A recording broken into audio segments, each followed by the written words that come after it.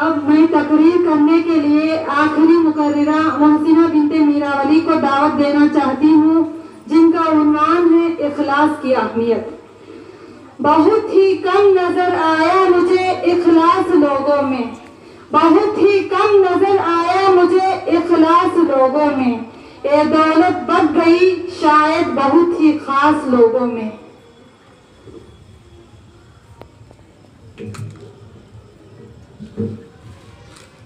अस्सलामु अलैकुम वरहमतुल्लाहि वबरकातुहू। इन्नल हम्दलिल्लाह नहमदुहु व नस्तईनुहु व नस्तगफिरुहु व नऊज़ु बिल्लाहि मिन शुरूरि अनफुसिना व मिन सय्यिआति अमालिना। मन यहदिहिल्लाहु फला मुज़िल्ल लहु व मन युज़लिल्हु फला हादिय लहु। व नशहदु अन ला इलाहा इल्लल्लाह वहदहु ला शरीका लहु व नशहदु अन्न मुहम्मदन अब्दुहु व रसूलुहु। अम्मा बाद। मोहतरमा सदर साहिबा, दीगर असातिज़ाए किराम, मेहमानाने इज़ाम और मेरी प्यारी माओ और बहनों, आज की इस पुरौनक महफिल में मेरी तकरीर का उन्वान है कि रूह है, नेकियों की जान है, अच्छे आमाल की असल है। जिस तरह रूह ना हो तो बदन बेकार है, इसी तरह इखलास ना हो तो इबादत बेकार है। आप सल्लल्लाहु अलैहि वसल्लम हदीस में फरमाते हैं कि इन्नल्लाह ला यक़बलु मिनल अमली इल्ला मा कान खालिसन वब्तग़िया बिही वजहुल्लाह। अल्लाह ऐसे अमल को कबूल करता है कि जो अल्लाह को खुश करने के लिए इखलास के साथ किया जाए। हमें हर इबादत इखलास के साथ करने का हुक्म दिया गया है।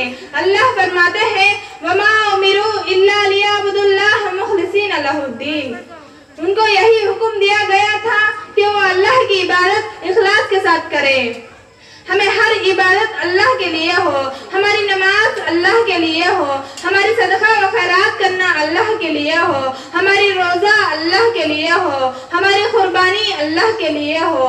उसको अल्लाह यूँ बयान फरमाते हैं कि कुल इन्ना सलाती व नुसुकी व महयाया व ममाती लिल्लाहि रब्बिल आलमीन। ऐ नबी, आप कह दो कि मेरी नमाज, मेरी कुर्बानी, मेरा जीना मरना सब अल्लाह के लिए है।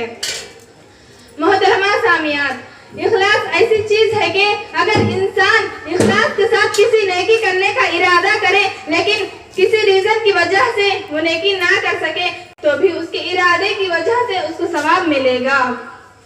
आप सल्लल्लाहु अलैहि वसल्लम हदीस में फरमाते हैं कि मन हम्मा बिहसनतिन फलम यामलहा कुतिबत लहू हसनतन, कि जो नेकी करने का इरादा करे लेकिन उनके इरादे की वजह से उसको सवाब मिलेगा।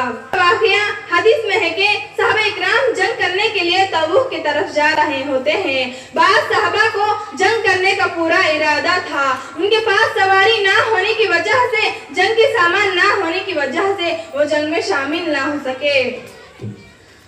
आप सल्लल्लाहु अलैहि वसल्लम और सहाबा जो उज़्र के बिना जंग के लिए नहीं जा रहे होते हैं तो आंखों से आंसू जारी कर लेते हैं और रोने लगते हैं कि हम उनके साथ जंग करने के लिए नहीं जा रहे होते हैं।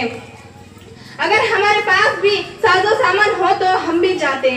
मोहतरमा सामियात, चूंकि उनका पूरा इरादा जंग के लिए आने का था, उनके अंदर इखलास था, इसलिए अल्लाह के नबी सल्लल्लाहु अलैहि वसल्लम फरमाते हैं कि वो सहाबा जो उज़्र के बिना जंग के लिए नहीं जा रहे, ना आ सके, लेकिन उनके इरादे और इखलास के बिना वो सवाब में तुम्हारे साथ ही शामिल है। लिहाजा अपने अंदर इखलास पैदा करो। नाम पैदा करने के लिए नेकी करना छोड़ दो, लोगों को दिखाने के लिए नेकी करना छोड़ दो, अपनी तारीफ के लिए नेकी करना छोड़ दो। अगर इखलास ना हो तो तुम्हारी सारी नेकियां हवा में उड़ने वाली बेकार धूल की तरह हो जाएंगी। अल्लाह फरमाते हैं फजअलनाहु हबाअन मंसूरा, कि हमने उनकी नेकियों को इखलास ना होने की वजह से परागंदा ज़र्रात की तरह कर दिया।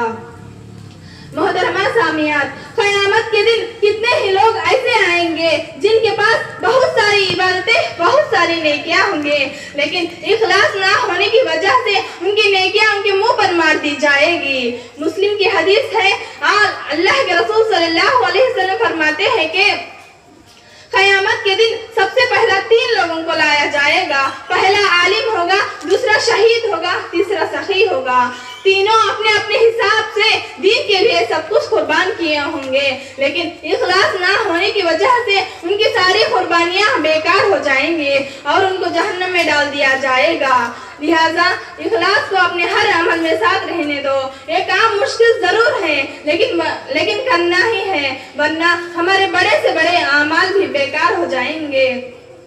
आज आप देखें दीनी काम करने वाले बहुत हैं, कई जमातें हैं, कई जमीयतें हैं, कई इदारे, कई तंजीमें हैं, काम भी नए नए अंदाज में नए नए तरीकों से कर रहे हैं, लेकिन इखलास ना होने की वजह से उनकी उस काम का कुछ भी फायदा नहीं हो रहा है। आखिर में अल्लाह ताला से दुआ है कि अल्लाह हमें अपने अंदर इखलास पैदा करने की तौफीक अता फरमाए। आमीन सुम्मा आमीन। अस्सलामु अलैकुम व रहमतुल्लाहि व बरकातुहू। माशा अल्लाह।